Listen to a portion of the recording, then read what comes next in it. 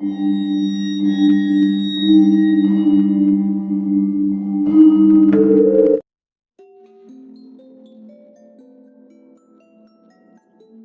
few months ago, my friend Yoko and I went to a girl's house for a sleepover.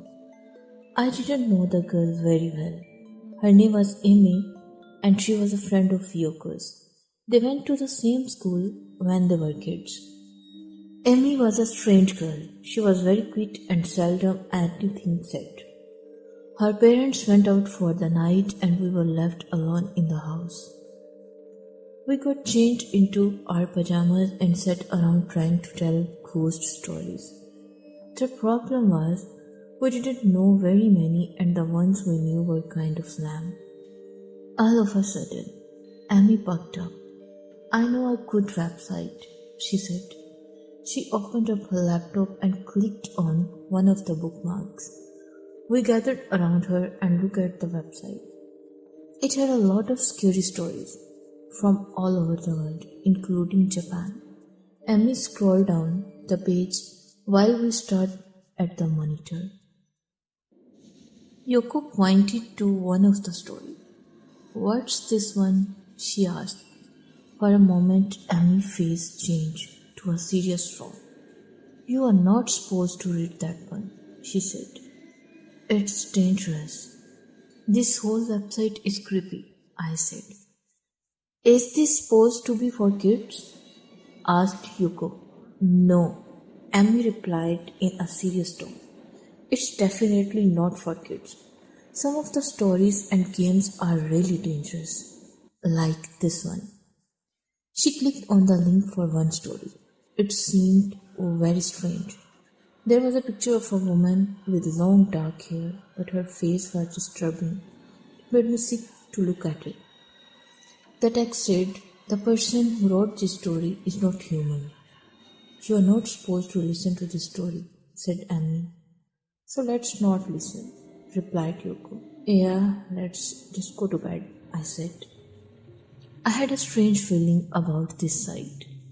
I mean, where did they get all these weird stories from and why did they collect them?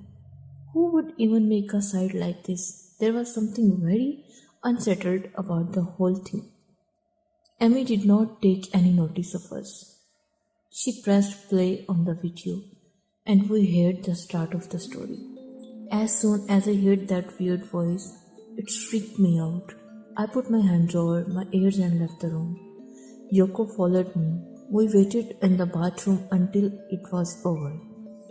I can't remember what the story was about, but I do recall that it was very short. It seemed more like a poem than a story, but it did not rhyme. When we came back in, Amy had a strange look on her face. See, nothing happened, she said. Not long after that, we decided to go to bed. We were very sleepy. Amy got into her bed and I lay down on the futon beside Yoko. We turned off the lights and went to sleep. I always have trouble sleeping when I stay in someone else's house. In the middle of the night, I was awoken by a strange sound. After a minute or so, I realized it was Amy. She was making small noises in her sleep, like it sounded as if she was having a bad dream. First I thought she was really having a bad dream. I shook Yoko to wake her up. Maybe Amy should not have read that story before going to bed, she mumbled. I tried to go back to sleep, but Amy's moans became louder. Then she started talking in her sleep. How did you find? She muttered. I mused Yoko and we both lay there listening to her. How did you know? She muttered. I do not think sleep talking very tone. That was clearly. I said, you are facing over there still, but I thought, can happen already, Yoko. Must be a weird nightmare, said Yoko. Just as she said that, Amy suddenly got up out of the bed.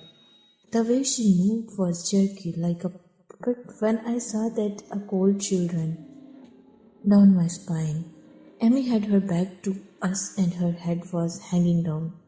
Her long black hair was converting and she was very looking weird. She just stood there facing her bed, moaning softly, slowly, very slowly. She began to turn around. Just then Yoko flew into a panic. That's not Amy, she hissed. Amy was still slowly turning. Yoko was starting at Amy, her eyes wide and wide. I did not want to look, but I couldn't turn away. I was trembling uncontrollably in the dim light. I could make out Amy's face as she turned. It was Amy's face, but somehow it was not. Her skin was pale and her eyes bulged out abnormally. Her mouth was distorted and twisted into an evil grimace. It was not Amy. It was as if her face had been mixed up with the face of someone else, as if someone else was pretending to Amy in a voice that didn't sound human. She whispered, I want to know. How? I don't remember what happened after that. I think Yoko and passed out. When I woke up, it was morning. Yoko was lying on the futon beside me. And in the bed, I was really shocked. There was just a discarded pair of pajamas. There was no sign of Amy's anywhere. We went downstairs, but the house was empty. We were really freaked out at the event of night before we were fresh in our mind.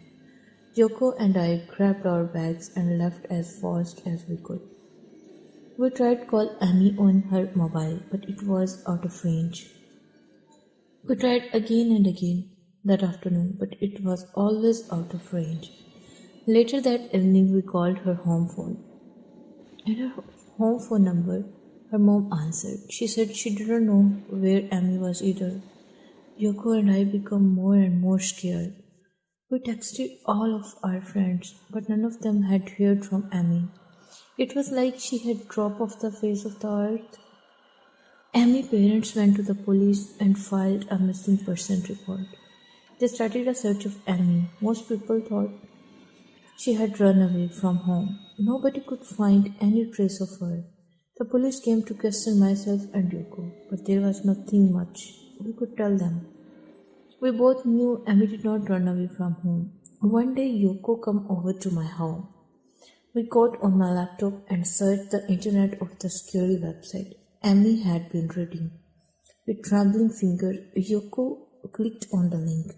A notice came up the screen. This story has been removed. It read, do not try to find this scary story. It is too dangerous.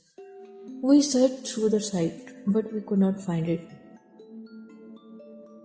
Yeah, the end.